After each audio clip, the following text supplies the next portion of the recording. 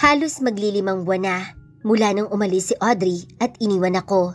Hanggang ngayon ay wala akong inatupag kung hindi ang uminom ng uminom. Wala na akong pakialam pa kahit masira ang buhay ko. Hinanap ko sila kung saan-saan, ngunit masyadong magaling ang kapatid ko sa pagtatago. Kaya kahit ano yatang gawin ko ay hindi ko sila mahanap-hanap. Napatingin ako sa pintuan ng aking kondo nang may sunod-sunod na katok ang pumukaw sa akin. "Alis kayo! Hindi ko kayo kailangan!" Sigaw ko kung sino mang kumakatok sa pintuan. "Shit pare! Bubuksan mo ba to o gigibain namin ni Luke ang pintuan mo?" Tinig ni Clinton na ikinagulat ko dahil ang pagkakaalam ko ay nasa Paris sila. Batid kong galit at nag-aalala sila sa akin, kaya marahil ay umuwi sila dito sa Pilipinas upang alamin ang kalagayan ko. Si Luke at Clinton ang dalawa kong matalik na kaibigan na lagi kong maaasahan sa lahat ng oras, at sila din ang nakakaalam kung gaano ko kamahal si Audrey. Alam kong tototohanin nila ang kanilang banta, nagigibain ng pintuan, kaya kahit halos gumapang na ako sa sobrang kalasingan, ay nagawa ko pa ring buksan ang pintuan. "Fuck you bro, sinisira mo ang buhay mo dahil lamang sa isang babae?" Galit na bungad sa akin ni Luke nang bumukas ang pintuan. "Hayaan niyo na lang ako, umalis na kayo, hindi ko kayo kailangan." Wika ko, sabay tulo ng aking mga luha. "Pare, hayaan mo na sila, kalimutan mo na si Audrey. Huwag mong sirain ang buhay mo. Ang mga magulang mo na ang kumukumusta sa amin, kaya biglaan ang pag-uwi namin dito sa Pilipinas. Sobra na silang nag-aalala sa'yo. Hindi ka na pumapasok sa opisina, maaga pa lang daw umiinom ka na, at hindi mo sila pinapakinggan. Binubutas mo ba ang bituka mo? Magsabi ka na lang at hindi kita pahihirapan pa dahil ako mismo ang maglulunod sa'yo sa Ilog Pasig." Galit na tura naman sa akin ni Clinton. Mahal na mahal ko ang aking asawa. May pinadala sa akin ng abogado ng aking kapatid na annulment paper para sa paghihiwalay namin ni Audrey. Ngunit hindi ko ito pinirmahan kahit may pirma na ito ni Audrey. Hindi ko kayang tuluyan siyang mawala sa akin. Umiiyak kong turan sa kanila. Yumuko sila upang alalayan akong tumayo dahil sa sobrang kalasingan ay hindi talaga ako makatayo pa. "Pare, pirmahan mo ang dokumento kung talagang para kayo sa isa't isa. Kahit anong gawin ng kapatid mo ay hindi niya mapapaibig si Audrey. Ngunit kung may nakalaan para sa'yo, kahit hindi mo yan pirmahan, hindi pa rin kayo magtatagpo dahil hindi tugma ang inyong tadhana. Naiintindihan mo ba ako? Kailangan mong tulungan ng sarili mo pare. Ipakita mo sa kanila na kaya mong mabuhay na wala sila." Mahabang litanya naman sa akin ni Luke. "Tama si Luke pare. Huwag mong sayangin ang buhay mo nang dahil lamang iniwan ka ng babae. Ano na ang nangyari sa kilala naming Simon na matapang at matatag?" Tura naman ni Clinton sa akin. "Hindi ko kaya. Alam niyo kung gaano ko kamahal si Audrey. Siya ang buhay ko. Siya lamang ang magiging dahilan para mabuhay ako dito sa mundo." Sambit ko kahit nauutal ako sa sobrang kalasingan. "Kaya mo yan pare. Tutulungan ka namin ni Luke. Kaya nga kami umuwi dito upang damayan ka. Pero kailangan mo ding tulungan ang sarili mo. At ngayon ka mismo mag-uumpisa. Tumayo ka dyan at aalalayan ka namin papunta sa silid mo upang makapagpahinga ka na. Kapag nahimasmasan ka na, maligo ka at pagkatapos ay dadalhin ka namin sa mall upang pagupitan ka. Mukha ka ng ermitanyo." Tura naman ni Luke na nagpailing sa akin. "Mananatili kami dito sa kondo mo. Dito muna kami hanggat hindi ka nakakabangon sa pagkakalugmok mo sa lintik na pag-ibig na yan." Sambit naman ni Clinton at inilalay nila ako sa paglalakad patungo sa aking silid. Halos maghapon yata akong nakatulog. Nang magising ako ay parehong nakatunganga si Luke at Clinton na nakapangalumbaba sa harapan ng aking higaan. Kaya nagulat ako ng pagdilat ng mga mata ko ay pagbumukha nila ang tumambad sa akin. "Tarantado kayo? Anong ginagawa niyo dito?" Naguguluhan kong turan at kinusot pa ang aking mga mata dahil baka namamalikmata lamang ako. Ngunit totoong nandirito nga sila sa aking harapan. "Sabi ko sa'yo Luke, Dito tayo maghintay sa silid niya dahil paniguradong pagising niyan, wala yang maaalala. Wika niya sa seryosong tinig habang nakatitig lamang sa akin.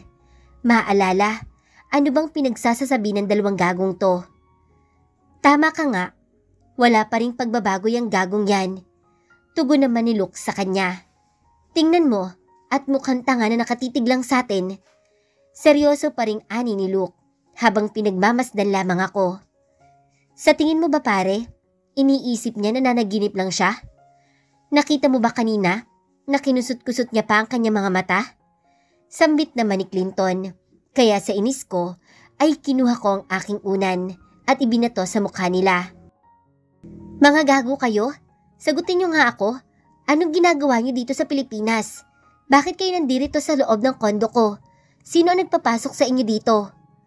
Naiinis kong tanong sa kanila na ikinatawa pala nila kaya mas lalo akong nakaramdam ng inis.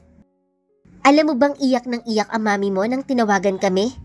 Ikaw na gago ka, wala ka nang ginawa kung hindi sirain yung buhay mo. Galit na turan sa akin ni Luke na binaliwala ko lamang. Tingnan mo ang katawan mo pare. Ang laki ng ipinayat mo. Ang hitsura mo, para ka ng ermitanyo. Kulang na lang sa'yo ay mahabang tungkod. Pwede ka na mag-apply sa Lord of the Ring. Umiiling na sabi naman ni Clinton sa akin. Umalis na kayo. Hindi ko kayo kailangan dito. Pagkasabi ko, ay agad akong tumayo at hinanap ang bote ng alak sa side table ko at napakunot ang noo ko dahil hindi ko ito makita. The fuck? Nasaan ang mga alak ko dito? Galit kunturan sa kanila at pagkatapos ay pumunta ako sa salas at kusina. Ngunit kahit isang bote ng alak o beer ay wala na akong mahanap pa at napalingon ako sa aking paligid nang mapansing napakalinis ang aking kondo. Kaya agad akong bumalik sa aking silid upang sitahin sila pero pagbalik ko ay nakahilata na sila sa aking kama at nakapikit pa ang mga mata. Kaya sa inis ko ay hinila ko ang tig-isi nilang mga paa pababa ng aking higaan. Pare ano ba? Matutulog kami. Nakasimangot na sabi ni Luke. Kung gusto niyong matulog, umuwi na kayo. Asik ko sa kanila. Dito kami magstay sa kondo mo. Hanggang tuminuyang utak mong gago ka. Hayaan mo muna kaming matulog. Dahil pagkalapag ng eroplano, dito agad kami tumuloy. Dahil panay ang iyak ng mami mo. Sigaw naman sa akin ni Clinton na ikinainis ko. Bumalik na kayo sa pinanggalingan nyo dahil ayaw kong makinig sa inyo. Bahala kayo sa buhay nyo at huwag nyo akong pakialaman. Nanggigigil kong ani habang paikot-ikot ako sa loob ng kondo at pilit na naghahanap ng kahit anong maiinom na alak, ngunit wala akong mahanap. Maligo ka na pare dahil ang baho-baho mo na. May pupuntahan pa tayo. Tura ni Luke sa akin na ngayon ay nakaupo sa gilid ng aking kama at kakamot-kamot ng ulo na tila ba naiirita. Ni hindi man lang nila pinansin ang sinabi ko. Wala ako sa mood umalis. Kayo na lang, makakaalis na kayo. Maigsi kong tugon sa kanila na ikinangisi naman niya. Ano pare, kilala mo ako? Kapag hindi ka kumilos, kami ang magpapaligo sa'yo. Pagbabanta niya na ikinainis ko dahil tama siya. Kilalang kilala ko ang dalawang to at talagang gagawin nila sa akin yon kapag hindi pa ako kumilos dito.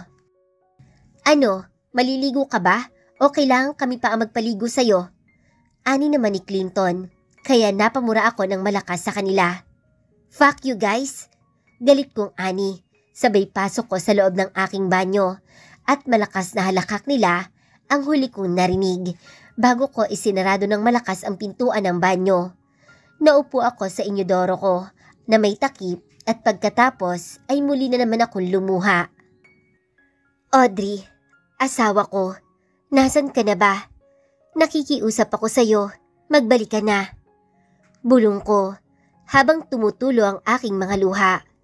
Mabilis kong pinahid ang aking mga luha at nagsimula na akong maghubad at baka bigla pang bumukas ang pintuan ng banyo at paliguan nila ako. Halos 30 minuto lamang ang itinagal ko sa pagliligo at paglabas ko ay inabutan ko silang nakatayo at may hawak-hawak na damit ko kaya napakunot ang aking noo sa kanila. Anong ginagawa niyo ha, mga gago kayo? Galit kong wika sa kanila, sabay hablot ng mga damit ko na hawak-hawak nila.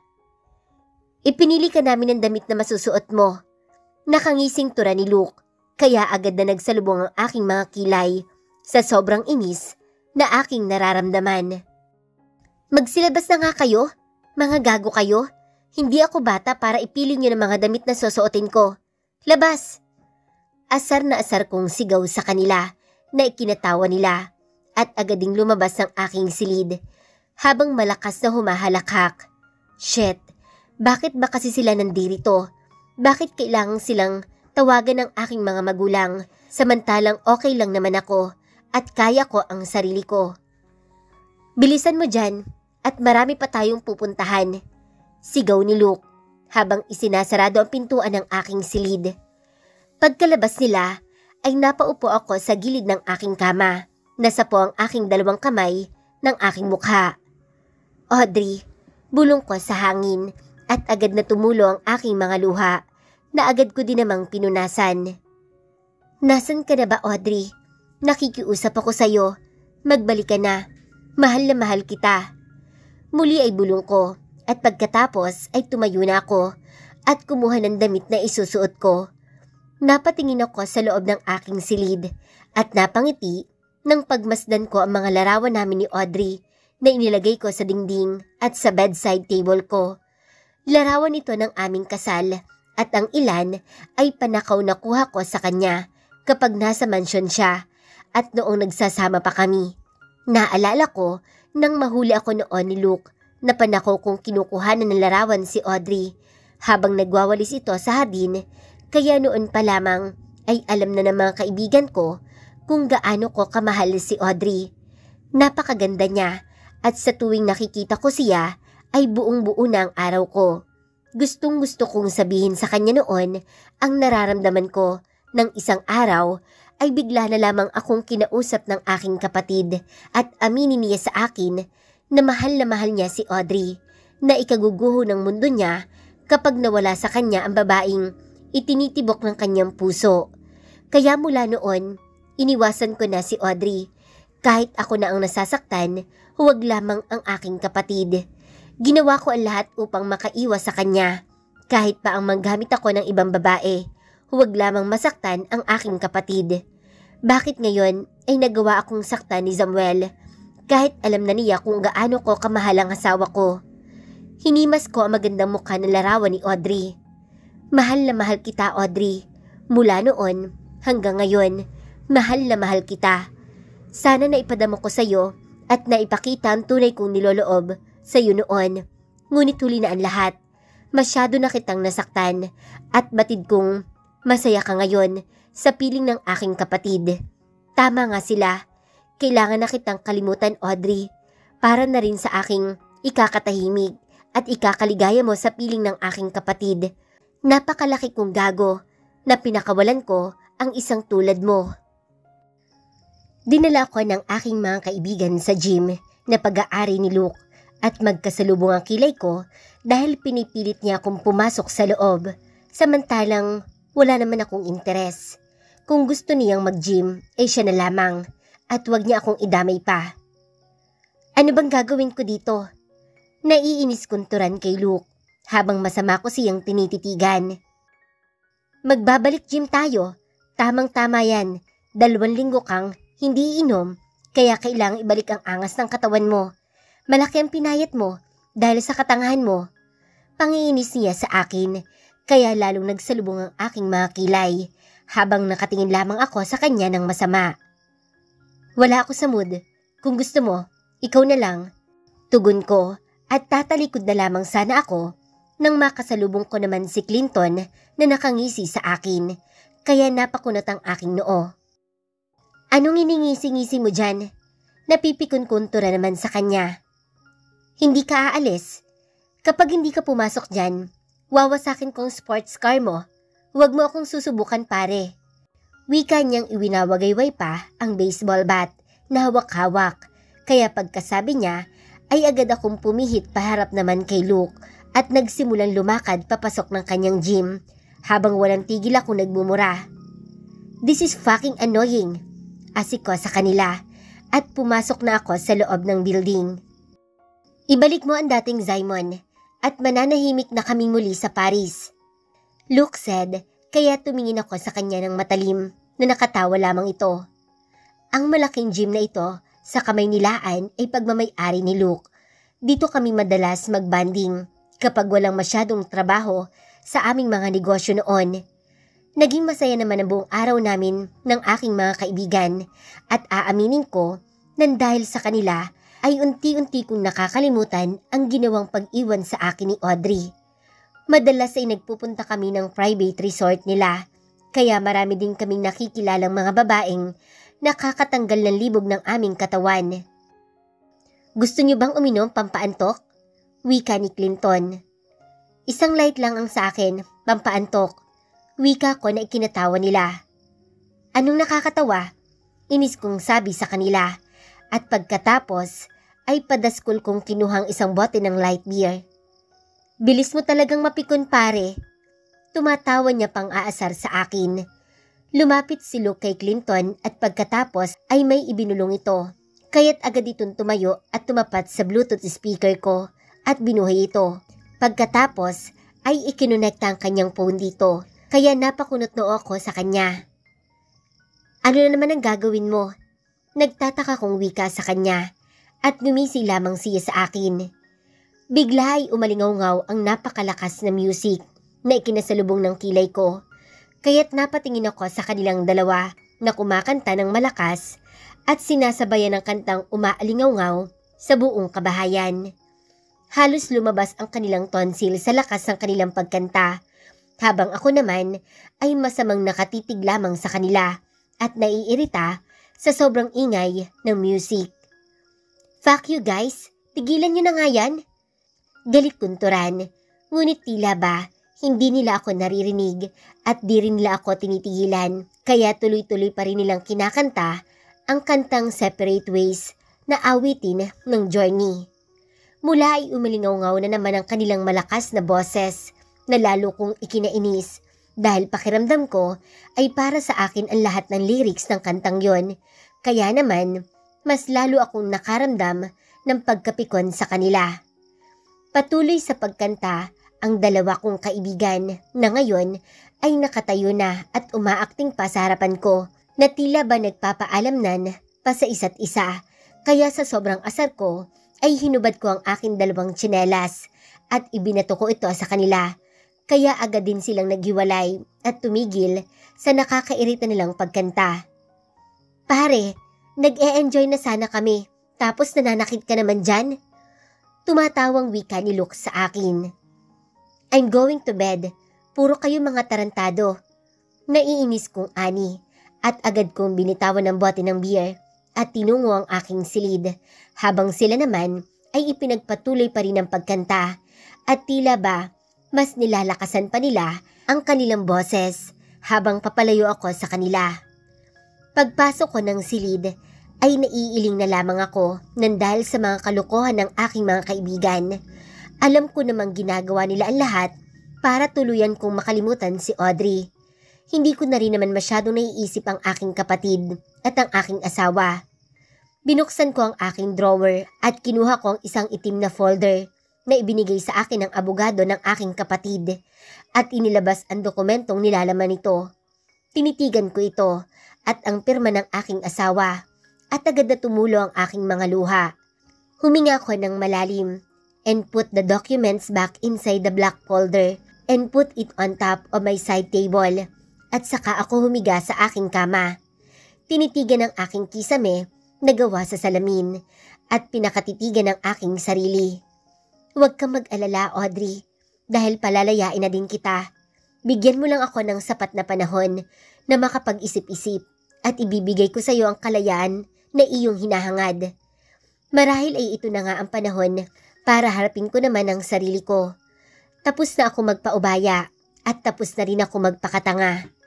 Habang pinagmamasdan ko ang aking kabuuan sa kisameng salamin, ay saka ko lamang napagtanto ang mga bagay-bagay na dapat kong gawin.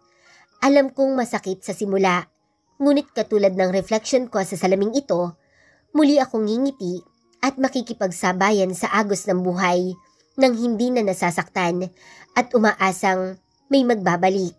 Kaya ko bang ipagpaubaya ang aking asawa sa aking kapatid? Kakayanin ko bang makita silang masayang magkasama at bumubuo ng sarili nilang pamilya? Bakit hindi? Kung kinaya nila na wala ako sa buhay nila, bakit naman hindi ko kakayanin? Nagpapasalamat ako sa aking mga kaibigan na tinutulungan nila akong bumangon at pakiramdam ko ay unti-kunti ko na itong nagagawa. Ipinikit ko ang aking mga mata hanggang sa hindi ko na namalayan na nakatulog na pala ako. Kinabukasan ay maaga kaming nagising na 3 at paglabas ko ng aking silid ay humahalimuyak sa loob ng kabahayan ang bango ng agahang kanilang niluluto. Kaya agad ako napatakbo sa kusina upang tingnan ang mga pagkaing pinaghihirapan nilang lutuin. Wow! Wika ko habang halos luluwa na ang aking mga mata sa mga pagkaing nakahain sa aking harapan. Here, your favorite frappuccino, freshly made by me. Nakangiti namang tura ni Clinton, kaya agad ako naupo sa lamesa at sinimulang maglagay ng pagkain sa aking plato nang bigla akong matigilan nang napansin na naman agad nila. Anong problema pare?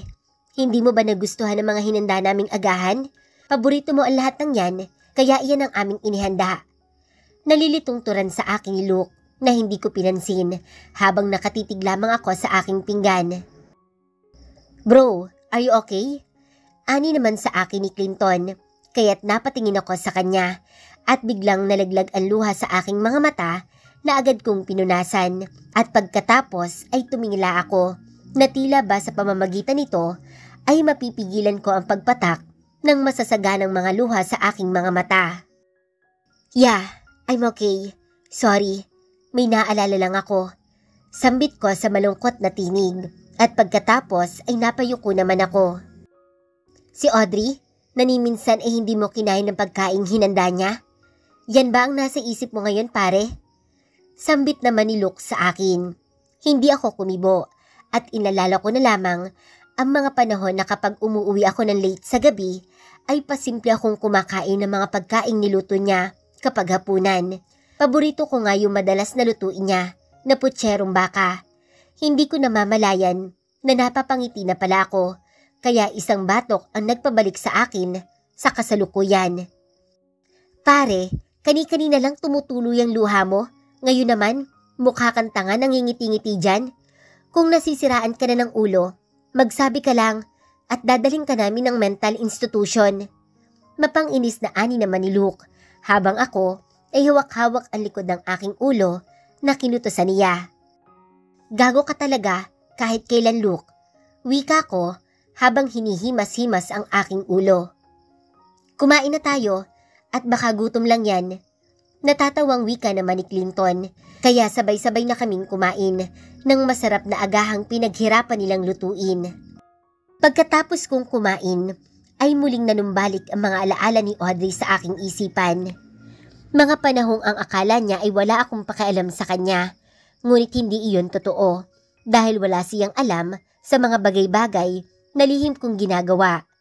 Minsan, nang mapagod siyang maglinis ng bahay at umuwi ako ng maaga ay inabutan ko siyang nakahiga at natutulog sa couch. Kaya agad ko siyang binuhat at dinala sa kanyang silid. Pagkatapos ay kinumutan ko ito. Dinampian ng halik sa kanyang labi. Sabay bulong ko sa kanyang tenga na mahal ko siya. At pagkatapos ay muli akong umalis upang pagising niya ay hindi niya iisiping ako ang nagdala sa kanyang silid. Minsan naman ay palihim akong pumapasok sa kanyang silid ng mga bandang 1:00 ng madaling araw upang pagmasdan lamang at kukuhanan ko siya ng larawan habang natutulog. Noon ay binabalot ko siya ng blanket at lalabas din agad ako.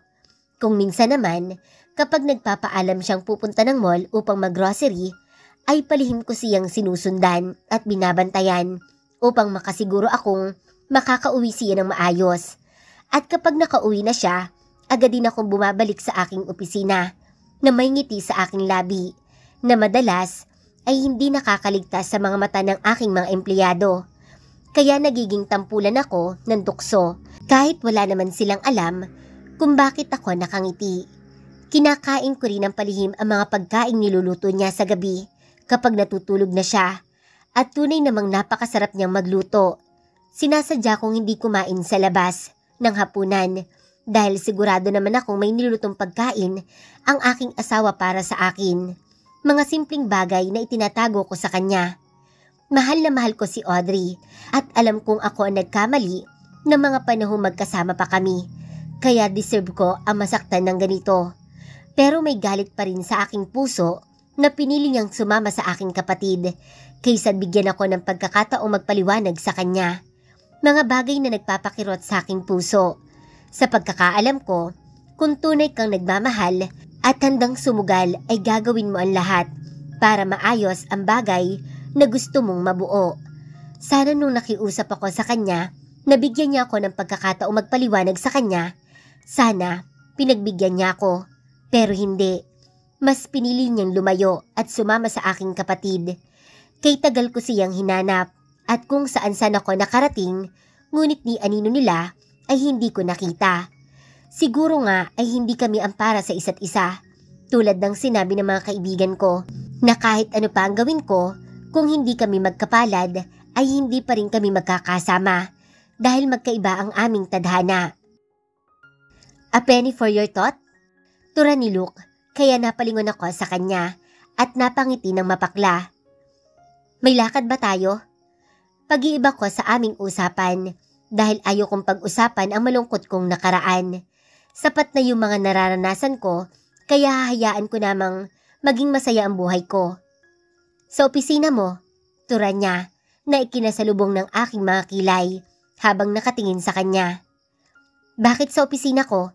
Ano naman ang gagawin natin doon? Nagtataka kong ani sa kanya.